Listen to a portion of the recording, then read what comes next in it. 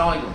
Prepositional phrase, আমরা জানি যে সকল ফ্রেজগুলো প্রিপোজিশন দিয়ে শুরু হবে এবং প্রিপোজিশন দিয়ে শেষ হবে তাকে প্রিপোজিশনাল ফ্রেজ বলে। যেমন in need of, by means of, in front of, inspired of, এগুলো হচ্ছে প্রিপোজিশনাল ফ্রেজ। এছাড়াও আরেকটা সূত্র আছে, সেটা হচ্ছে যে প্রিপোজিশন দিয়ে শুরু এবং নাউন দিয়ে শেষ। যদি কোনো ফ্রেজ প্রিপোজিশন দিয়ে শুরু নাউন দিয়ে শেষ হয় সেটাও কিন্তু প্রিপোজিশনাল ফ্রেজ বলে। কিন্তু এই যে শর্তটা, এটা ইম্পর্টেন্ট। যদি নাউন বা প্রোনাউনের পরে প্রিপোজিশন দিয়ে শুরু নাউন দিয়ে শেষ হয় তখন সেটা অ্যাডজেক্টিভ ফ্রেজ। যেমন the boy in my corridor is my brother, তাহলে বয় হচ্ছে, দ্য বয় হচ্ছে যে নাউন, ইন মাই করিডোর যেটা, এই ইন হচ্ছে প্রিপোজিশন, করিডোর হচ্ছে নাউন, প্রিপোজিশন দিয়ে শুরু নাউন দিয়ে শেষ, সেটা হচ্ছে অ্যাডজেক্টিভ ফ্রেজ হিসেবে ব্যবহৃত হবে। হ্যাঁ, আরেকটা হচ্ছে প্রিপোজিশন দিয়ে শুরু নাউন দিয়ে শেষ, সেটার আগে যদি ভার্ব থাকে, মানে ভার্বকে মডিফাই করে, তাহলে সেটা অ্যাডভার্বিয়াল ফ্রেজ হবে। যেমন he sits on the table, এই যে অন দ্য টেবল, টেবল হচ্ছে নাউন, সুতরাং অন হচ্ছে প্রিপোজিশন, এটা ভার্বের পরে বসছে এবং ভার্বকে মডিফাই করছে, সুতরাং এটা হচ্ছে অ্যাডভার্বিয়াল ফ্রেজ। সুতরাং বলা যায়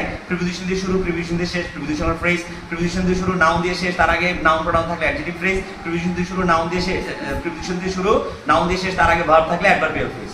ধন্যবাদ।